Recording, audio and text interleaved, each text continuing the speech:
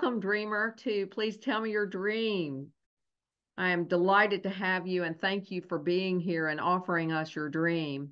So, would you take a moment and just tell us a couple of things about yourself? Yes. Hi, Karen. It's good to I, be here.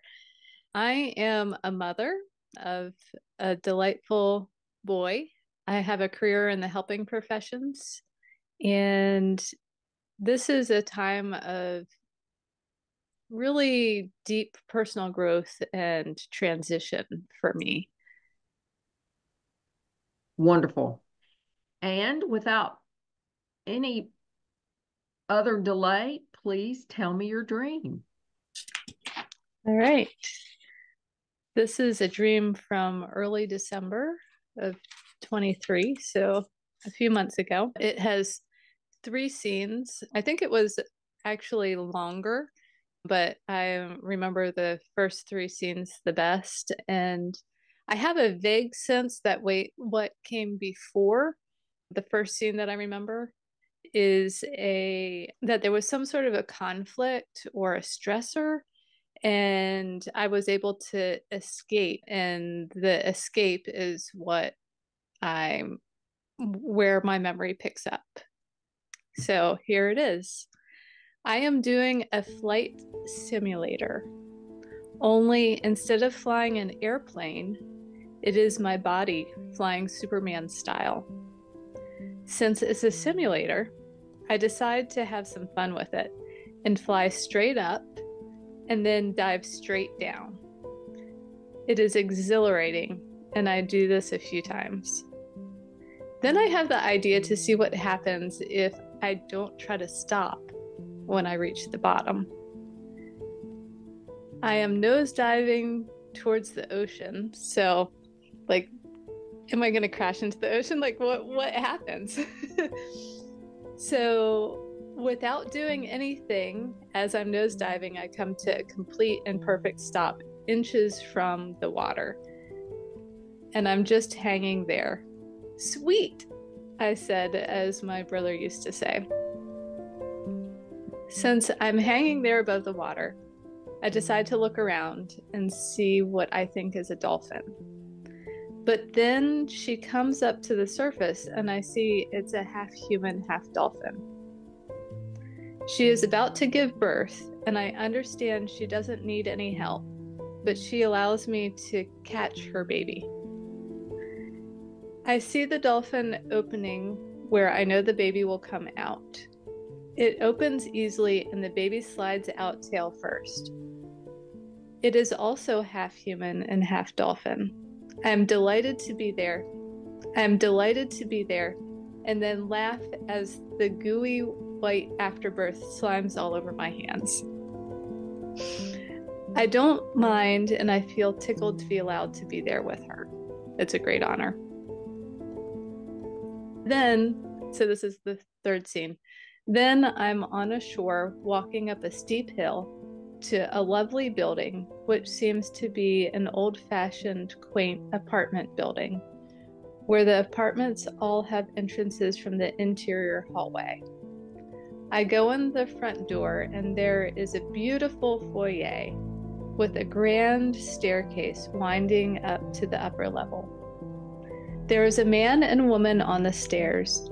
They seem to be having a relational conflict, and there's an insinuation that maybe I could or should help. They're standing there looking at me to see what I'm going to say.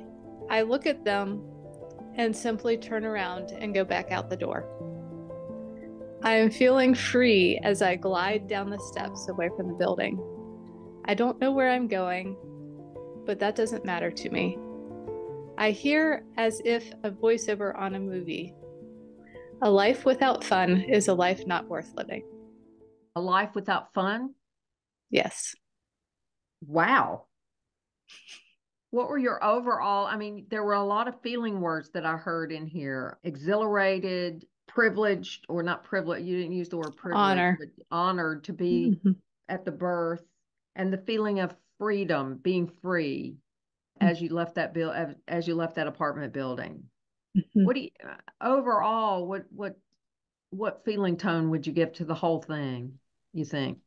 Freedom is a really good overall word.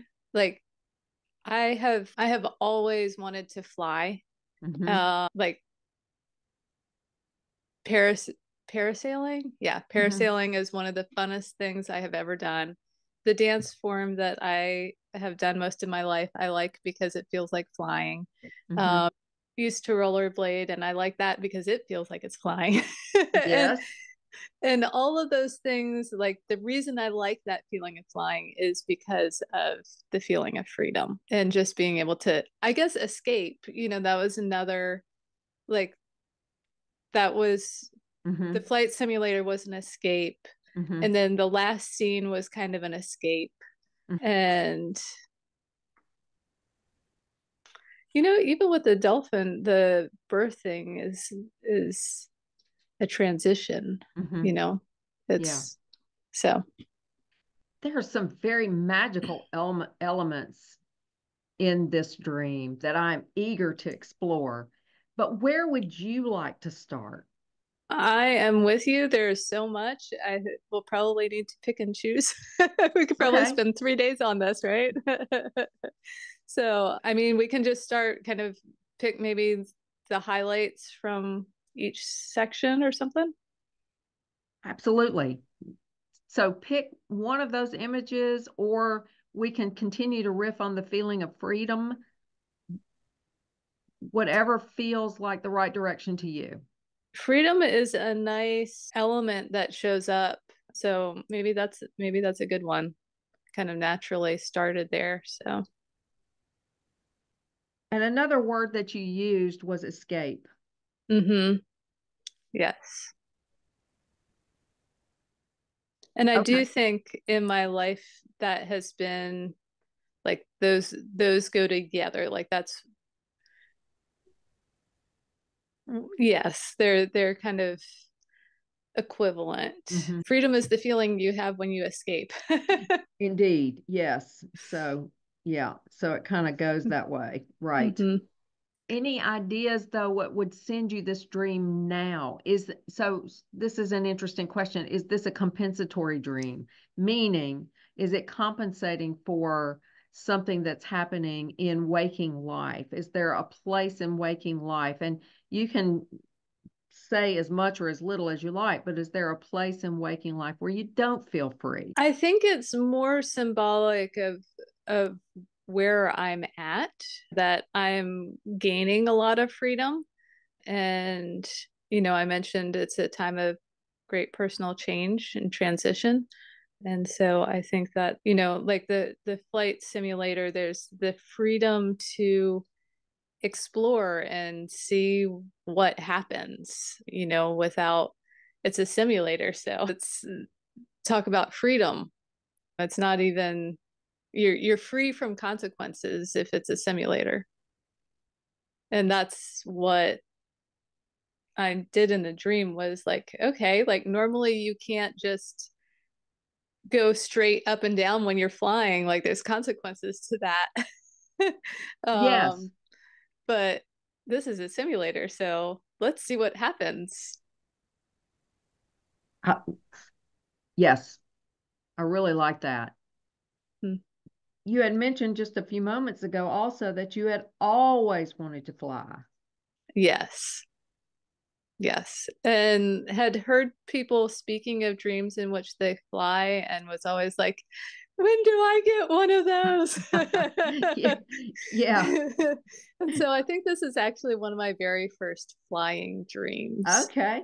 Okay. And so it's definitely a really big deal. And to fly Superman style was in particular, like that would be my my dream to be able to fly unencumbered.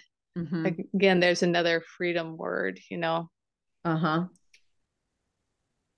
A simulator suggests that you get to try it out.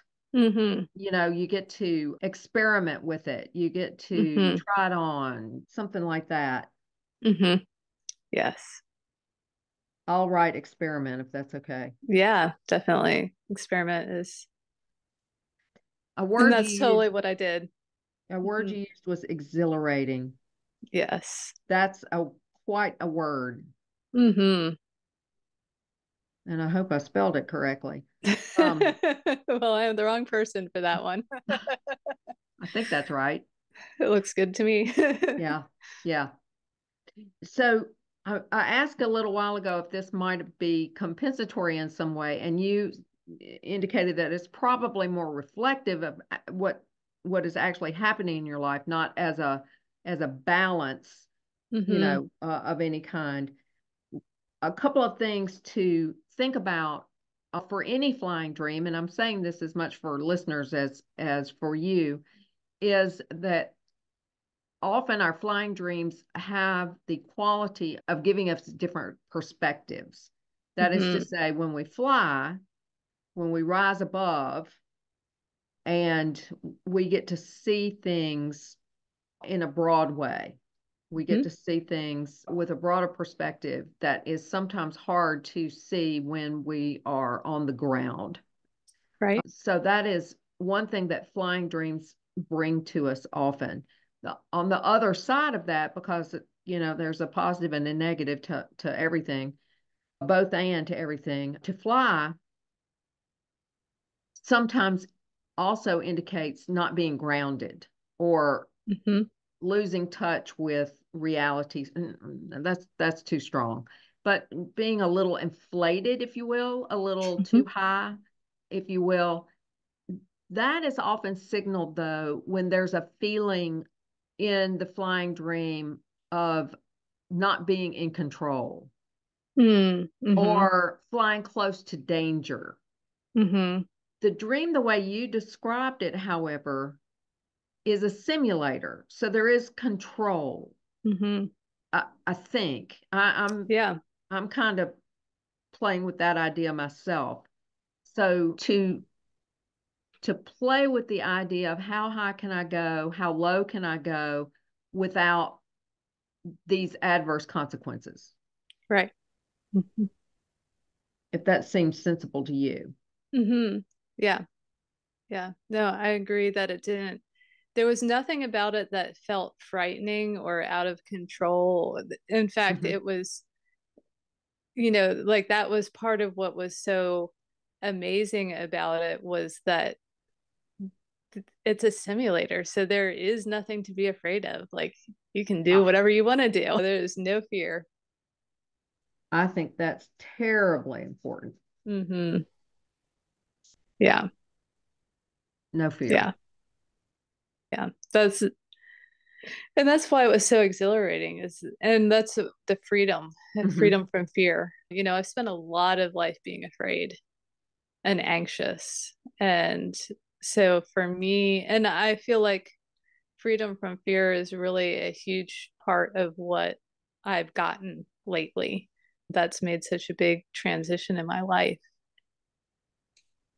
Yay. Yeah. Yeah. It's pretty awesome.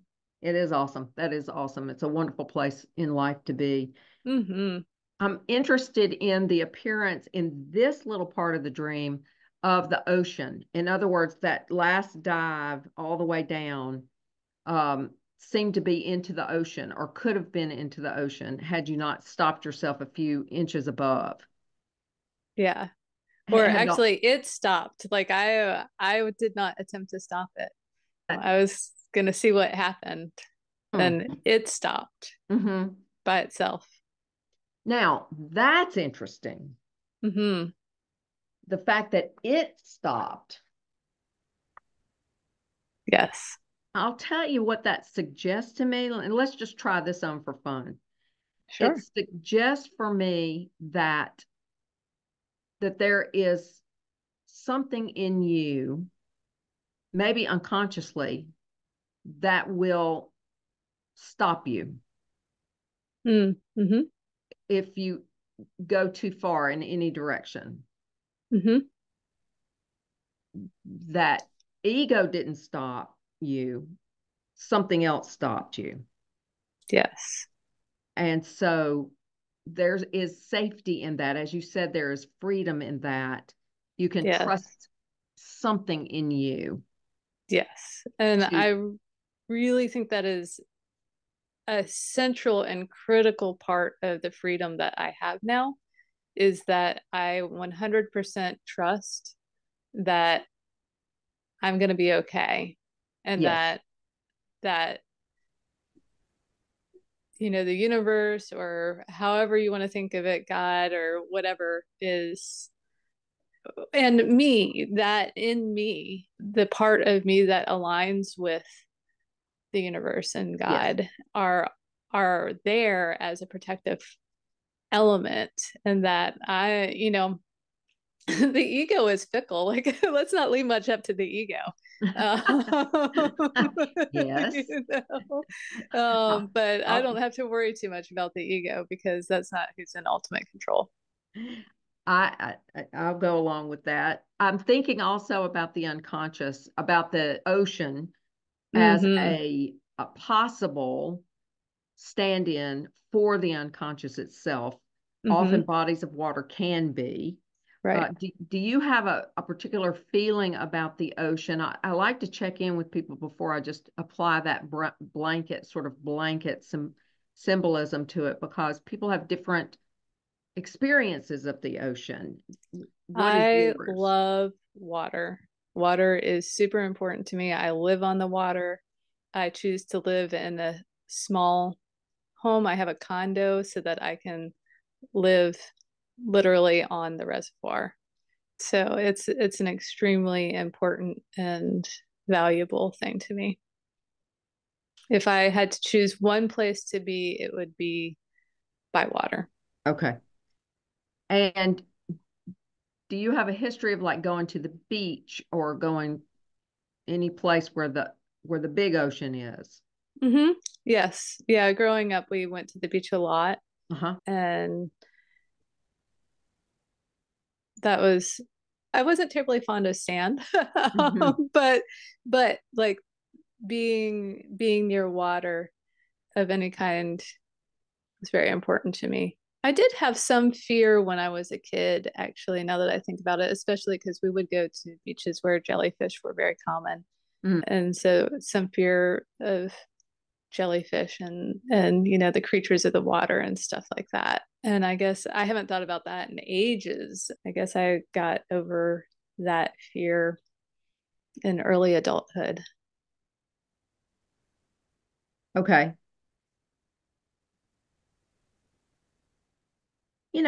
Going to the beach and being near the big water, the big ocean has got a feel to it. Mm-hmm. It was a power. Okay, that's the Yep. word. Yep.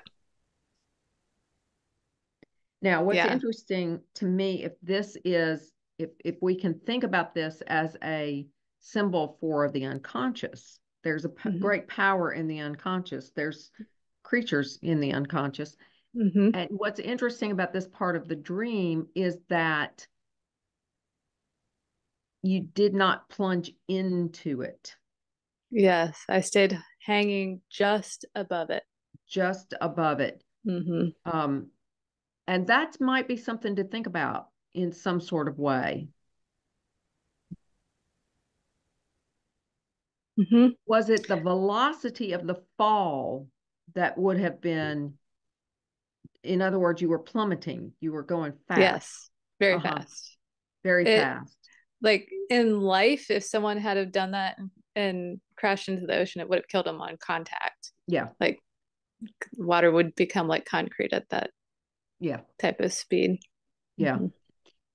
So again, I'm thinking that there's something in you that would prevent you from hitting it too hard, Mm-hmm. hitting the Yes. unconscious, if you will, too hard. Mm-hmm. Something like Yeah. that. Yeah, because then the next scene with the dolphin, I'm I'm in the water at that point. Yeah. And so it's not like there's a resistance to being in the water. Right. Right.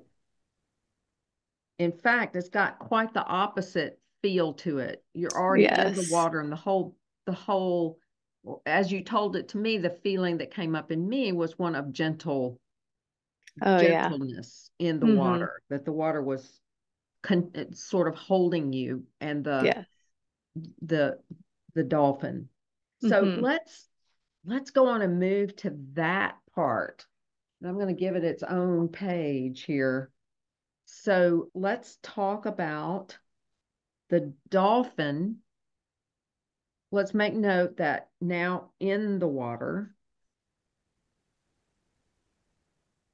but not submerged. You're like swimming Yeah. around in it. Yeah.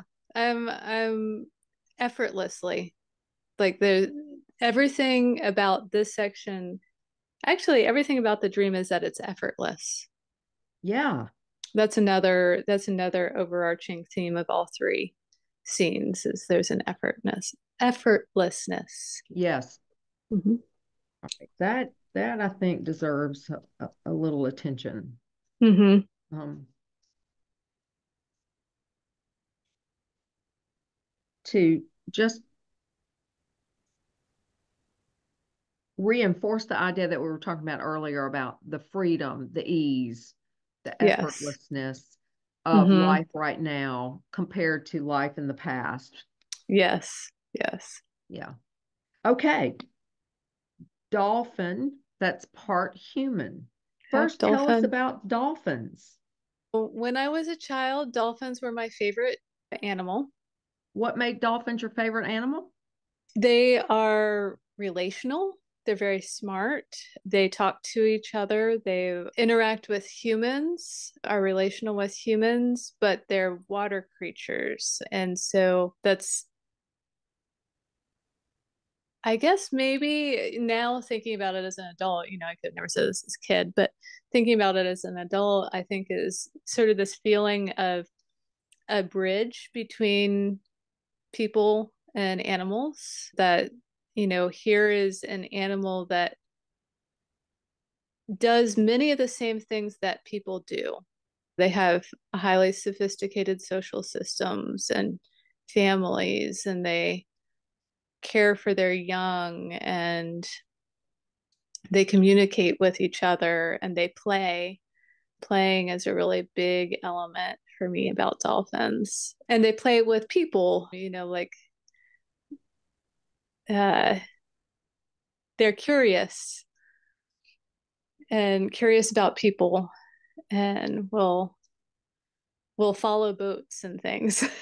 you know Yeah. uh, and but also, like, they when I was, the famous question, would you rather be, do you like the beach or do you like the mountains? Mhm. Do you like birds? Do you like, if you could fly or if you could swim, like, what would you choose? And I was always like, do I have to choose? Like, Yeah. Yeah. like, there's the difference between swimming and flying is very subtle to me. There's that same feeling of freedom and being able to move in ways that we can't move as earthbound creatures. This is such a magical dream. Mm-hmm. And then what makes this part even more magical is that this dolphin is part human. And the very Yes. first thing that came to mind for me was it's a mermaid. Ah, interesting. It's similar. I mean, that's Uh-huh. the image that came to me as if something is part human, part dolphin. Does that make it a mermaid?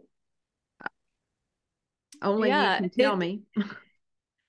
it didn't feel that way to me because of my association with mermaids. Oh, okay. My my association with mermaids is that they use power in funny ways. They're mischievous or something like that. And this was like the most wholesome, like,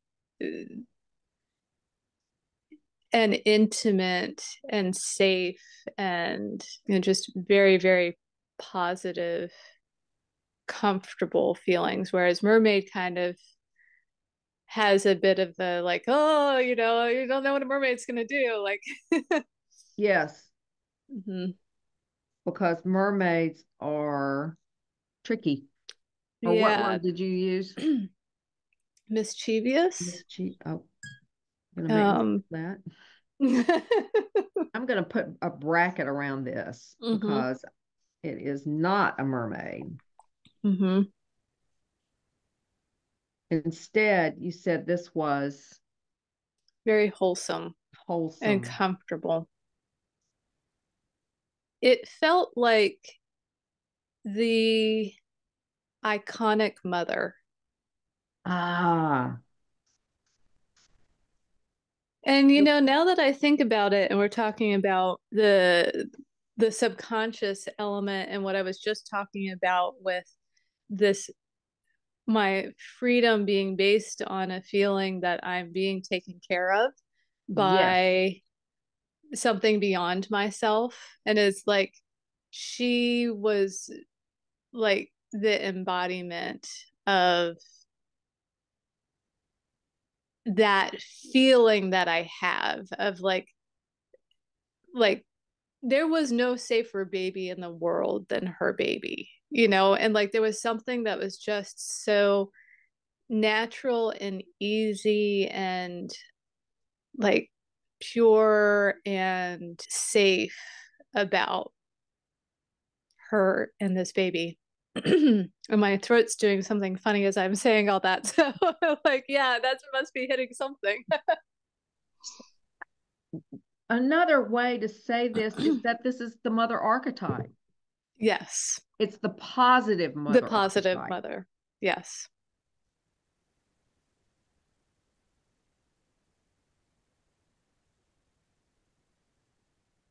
And that is all about nurture, safety, and preparing children, preparing the young for life.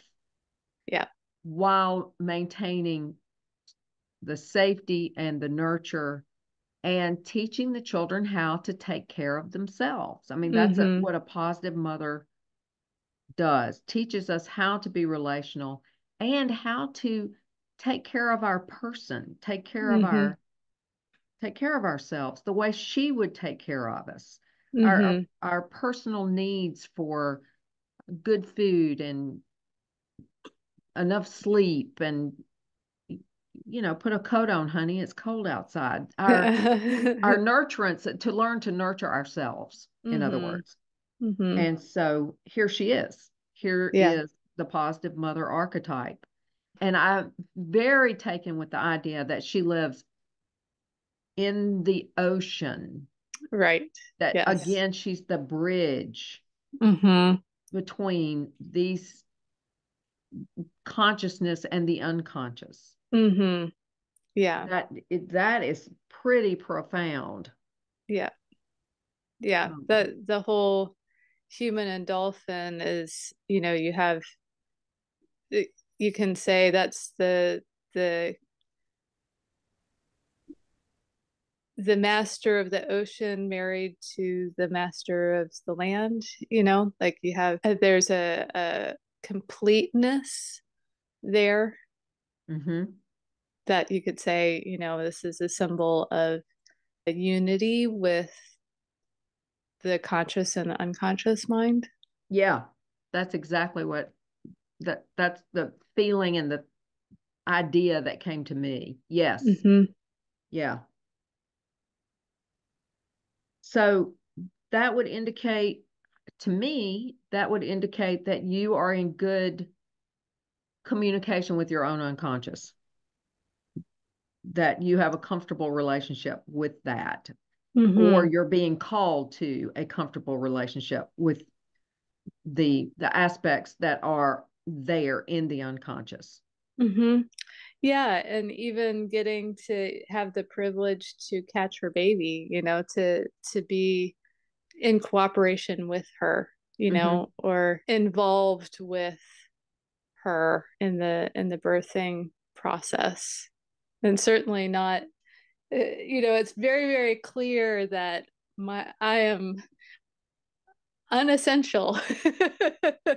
uh, my presence is not at all needed, but I am being honored with being able to be present. Now, what's interesting about what you just said is that there are profound things going on in the unconscious And I would even hazard to say there are profound things available in everyone's unconscious. That while this has been your experience in this dream, this is going on in all of us. This is true universally. And that ego, if ego makes itself available, can have this profound experience. But ego is not necessary. It's going to happen anyway. Something is going to come forth anyway. And it's a new thing that's coming. And I think if we can participate with it consciously, that is to say, ego is present and participating, it makes for a very rich experience in our lives. That's a deeper experience than just sort of skittering along on the surface of things, getting through the day. There's a deeper aspect of all of us, accessible to all of us, if we will pay some attention. Yes. To this, and this is forever going on. But let's talk about what might be. Is there something specific that's getting born in you now? You said you're going through a tremendous transformation personally. Is there a new project on the horizon, or is this just a new way of being that is coming into focus? Yeah, well, to say just a new way of being doesn't quite feel right. You are so right about that. It's a profound way of being coming into focus. Yeah, I feel like I'm really the practices that I'm engaging in right now are changing me on such a deep level that like other people are commenting on it. And it's just like someone said, you seem so much happier. Someone else said, you're always so calm now. Someone said, what was the word they used? Positive. That I'm much more positive. And if that is happening, all of these things that we said about the dolphin, all of these things that we then said about, let's see, about the human and the dolphin, all of these positive things, that points to what you just said. Something new coming into consciousness, something new coming into daily living.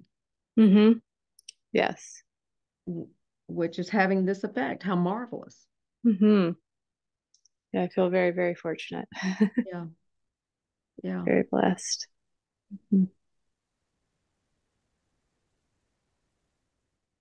And the effortlessness part of it, like I have worked so hard for so many years. I've been in therapy for I've done more therapy than probably most people would ever dream of doing, for just years and years and years and years, and have worked so hard. And so, the effortlessness is that's another thing.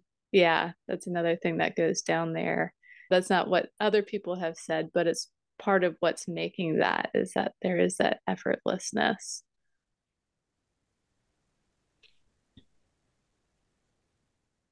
And this is go ahead. A result of a lot of work. Yes. Yeah. Yes. There's a long gestational period, right? Indeed. Multiple decades long. That's it. That's exactly right. And it just takes as long as it takes. Yeah. And so it's like, here we are, the baby is here, at long last, we finally have the baby. And it is cause for celebration. So this last part of the dream is so interesting. Act 3, if you will. Yes. So will you read us Act 3 again, just to Sure. refresh us? Then I am on the shore, walking up a steep hill to a lovely building, which seems to be an old-fashioned, quaint apartment building, where the apartments all have entrances from an interior hallway.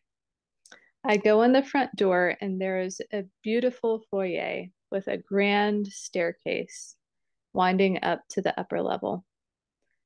There is a man and a woman on the stairs. They seem to be having a relational conflict, and there is an insinuation that maybe I could or should help them. They are standing there looking at me to see what I'm going to say. I look at them and simply turn around and go back out the door. I am feeling free as I glide down the steps away from the building. I don't know where I'm going, but that doesn't matter me. That doesn't bother me. I hear, as if a voiceover on a movie, a life without fun is a life not worth living. Where do you want to go with that part of the dream? What are you curious about? Well, one thing that really stood out that was hard to capture in the wording Mm-hmm. was the gliding away. Like it was like I was technically traveling downstairs and like walking, I suppose, but it did not feel like that. It felt like I was floating. Mm-hmm. It felt or like swimming. There Mm-hmm. was this it felt like a tie-in to the first two scenes. Mm-hmm. That like here was my freedom. Mm-hmm. Yes. As it works out, I have a simulator, so that's not the real life thing, right? Mm-hmm. Mm-hmm. And then I have this highly symbolic encounter with the dolphin person. Yes. And then you have this, for me, a very kind of standard everyday type of situation where people are looking to me to help them with a conflict that they're having. Mm-hmm. And yet it's all different because it's a whole different type of scenario. Yeah. And I get to say no. I get to just turn around and say nothing and glide away. So I'm curious about several things. So I'll just go at it this way. The old-fashioned apartment building Mm-hmm. with the grand foyer and the sweeping staircase. Mm-hmm. What kind of association do you have with that? So my mom was a kitchen designer actually, but did a lot of renovation of houses and buildings and things, was very involved with grand remodeling projects. Mhm. And she got these architectural magazines. And growing up, we did not have much money. And I used to love looking through her architectural digest was my favorite one with these grand buildings and these amazing architectural elements. Yes, the sweeping staircase and the grand foyers and so this would have been like a very ideal childhood type of scene, someplace that I would have just thought was the most wonderful thing. And actually, that's not where it was at all, you know? Uh-huh. These these are images from mothers' magazines, Mm-hmm. or they were may have come from mothers' magazines. What's interesting though is that it's an apartment building and not a home or a Yes. hotel. Yes. Well, so, my understanding is that if, especially like in in England, and my father was born in England, so I have a lot of Mm-hmm. tie to England, and they would have these buildings, and they were actually homes that people would have, and actually could be very posh. So this was a feeling of this was a very posh place for people to live, Mm-hmm. even though, in America, if you have an apartment, that's not, Yeah. unless you're in New York City, like, Yes. Yeah. uh, but this was a very posh type of place to be. Maybe Martha's Vineyard or something, Mm-hmm. like one of those very Mm-hmm. fancy types of places. Well, the reason I'm asking about that versus like a home for a single family or possibly a hotel, hotels sort of hint at something that's transient. In Mm-hmm. hotels, you come and go. A home for just a grand home for one family has a certain ideas around it.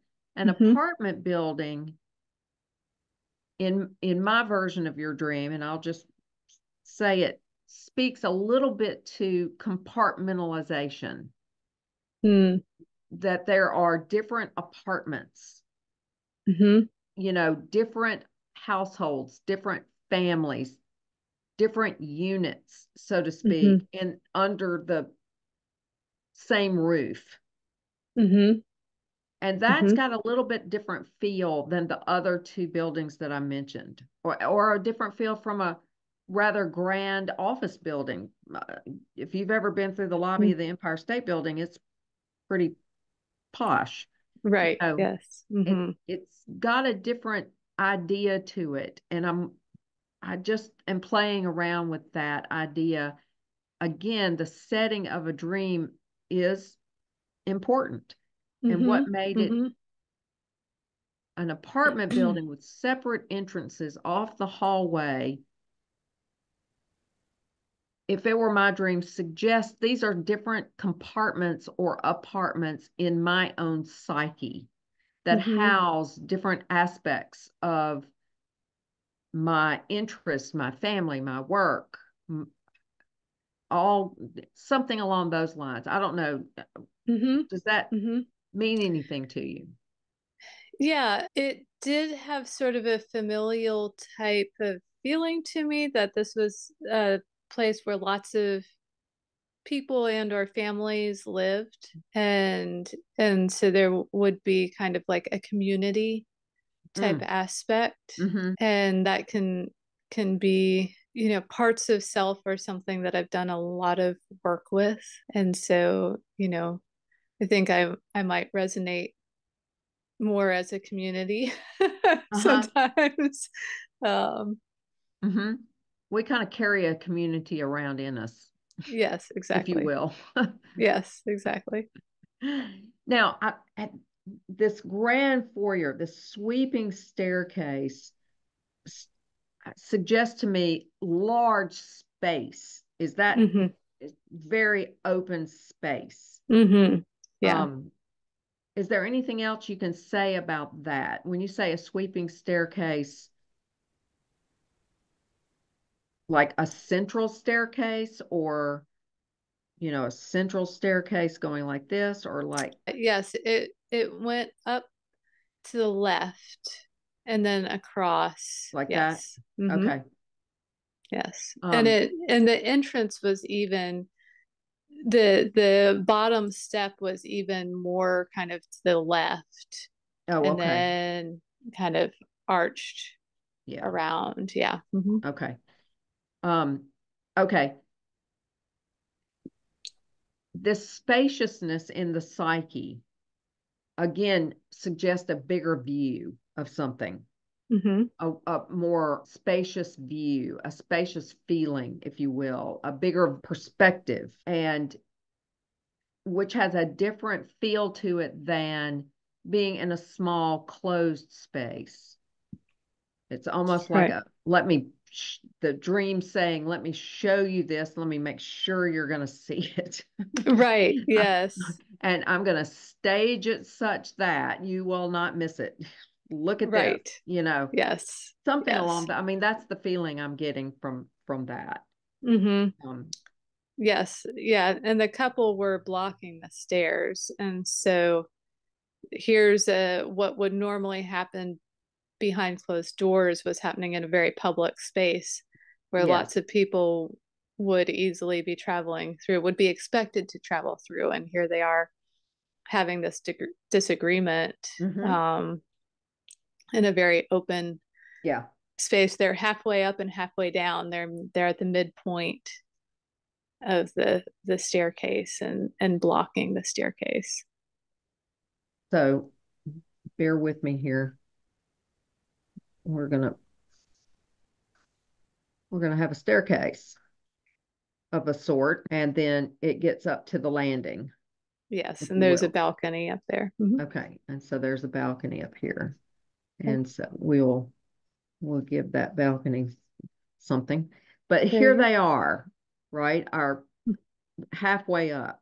I'm not going to try and draw them. I'm just going to do this. It's a man and a woman, and they're halfway up.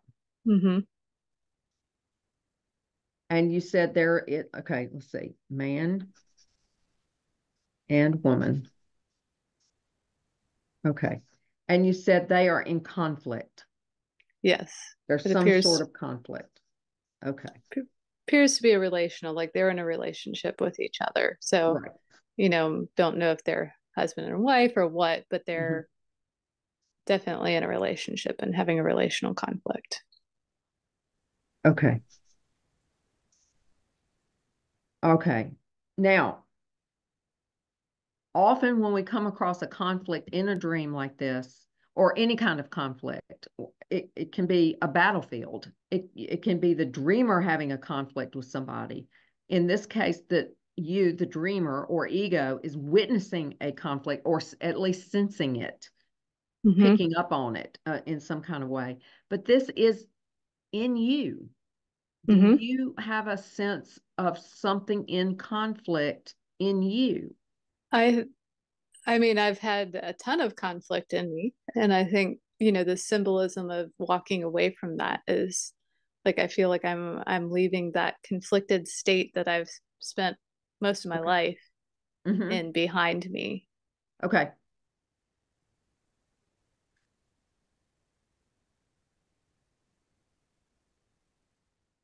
And not even engaging. Like, it's so remarkable for me to not even engage. It's like, nah, y'all can have that. Like, there are better things for me to do.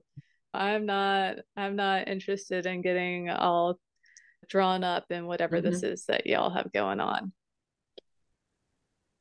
So often when we look into a dream and we see these other people in the dream, and this is a general idea, a man in a woman's dream is often a masculine aspect of her own personality. A woman in a woman's dream, and by the way, this holds true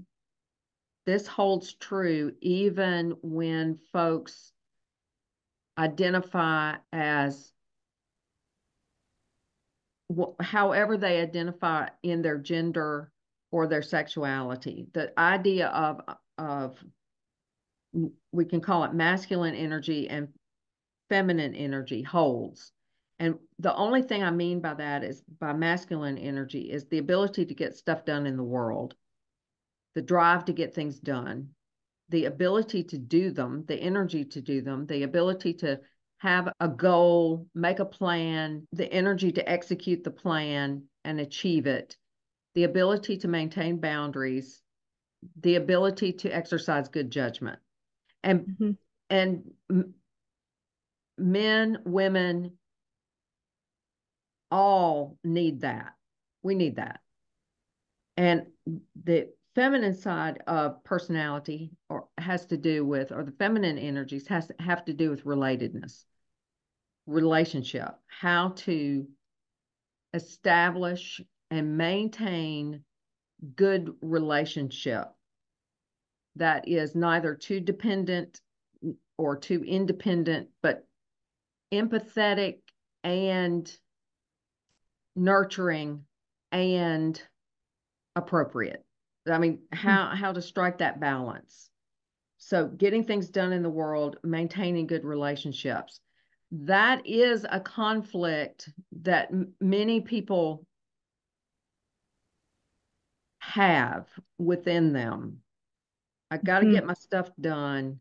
I have to pay attention to my relationships. I have to get my stuff done. I need to pay attention to my relationships.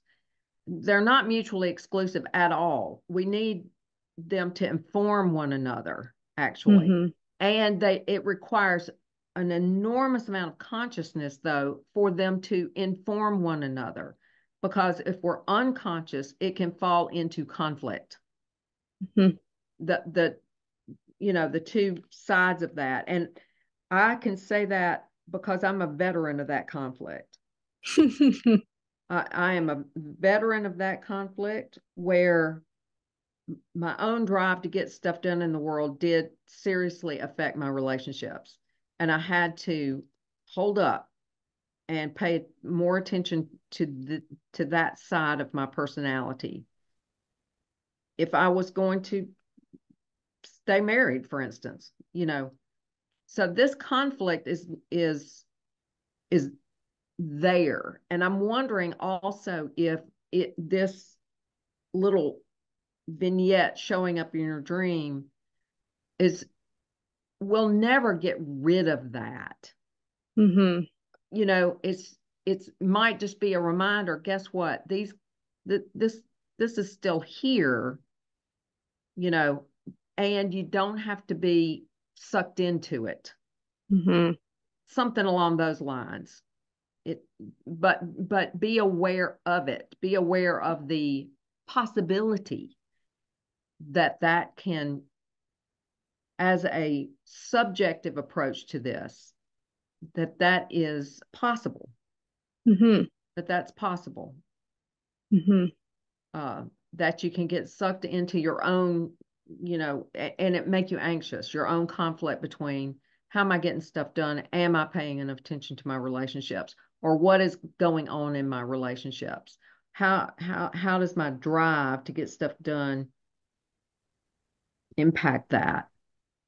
Or how does my getting too wrapped up in relationship keep me from getting stuff done? Something along those lines. Does that ring at all? I guess that's something that I feel like I'm achieving decent balance on. And maybe that's what the halfway up and halfway down on the steps is about, I think that you may be, that's exactly what I was just thinking. And it's kind of like, yep, there you are. You're perched there. You're hanging out in the middle, and there's not anything more that I really need to do about that. Yeah. So yeah, I can leave that behind me. Yeah, I think that may in fact be what that is, and to be on the lookout should that balance ever get tipped. Yeah, it's interesting looking at your image there. If you pull it down just a little bit more, it sort of reminds me a little bit of a gauge. Oh, you're right. Exactly. Like with your degrees, and they're right there at the halfway balanced point, Right. I'm with you. I think that was brilliant. Yep. Do you think we got somewhere with this today? I do. Yeah. Were you surprised by anything? I feel slightly like I feel like we need the cherry on top with the ending. Little a life without fun is a life not worth living piece. So that leads me to how will you honor this dream? And that message that you got so clearly. Mm-hmm. I would posit that that came directly from the transcendent aspect. Mm-hmm. So to end with that in itself, I mean, I don't know that there's any symbolism involved there. It's pretty direct message. Yeah, but it is interesting looking at how that how that goes with the dream, because to me it's like, while it was such a powerful, like, whoa, duh type thing, it was also kind of like, if I was going to create a punchline for this dream, that's not what I would have come up with. What would you have come up with? Hmm.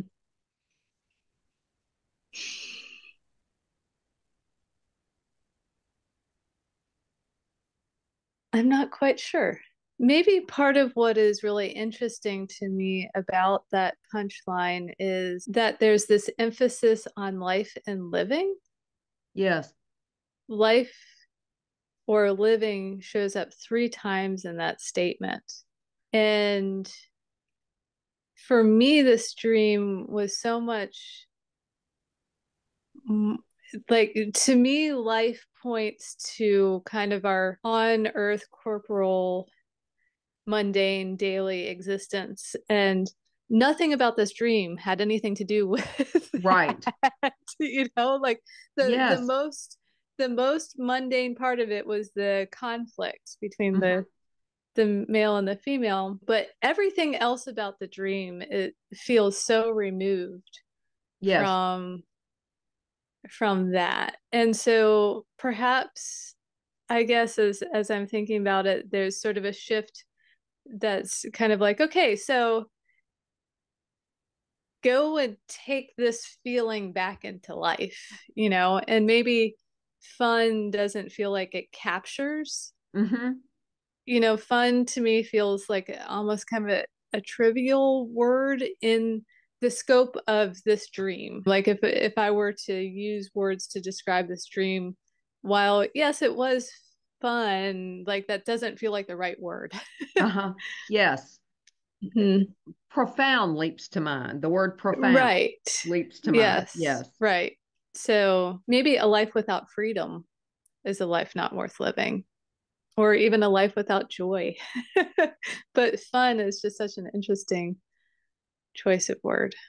But, fun also points to something that's very accessible. Yeah. Like, freedom and joy are very difficult to Mm-hmm. access, but fun is something that we can always have fun. You can find some way if you put your mind to it. You Mm-hmm. can find a way to have fun. Yeah. Yes. You know what's interesting is I just read a book called Dream Guidance by a fellow from South Africa named Mikhail Clark.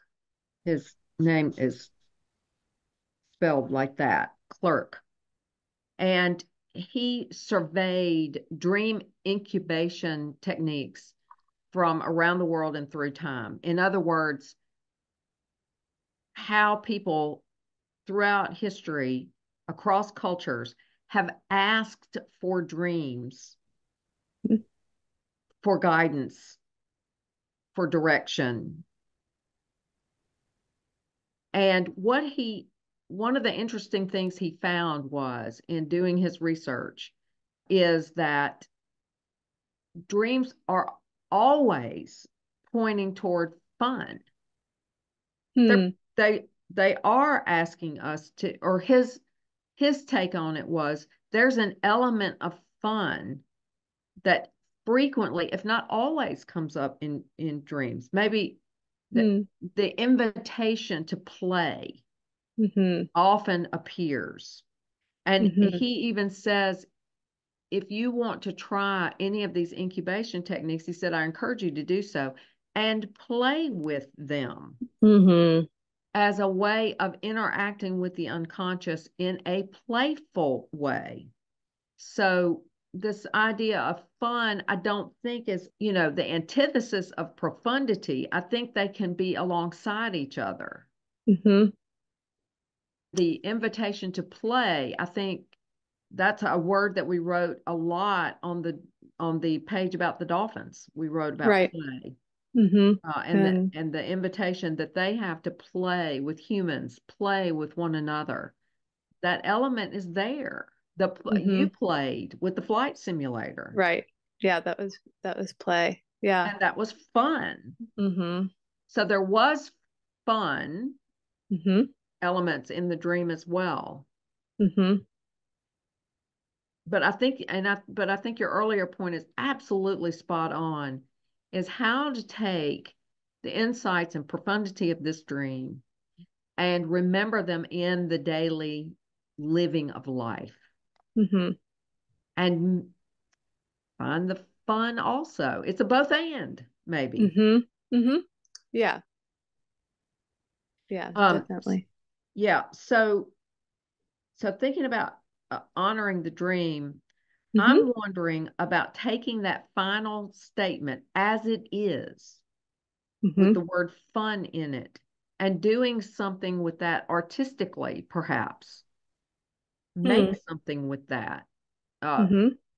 I don't know. That's up to you, but to keep it in front of you Mm-hmm. for a time, Mm-hmm. to keep it up front and center, because that's a pretty direct message. Yeah, it was very direct. Yeah.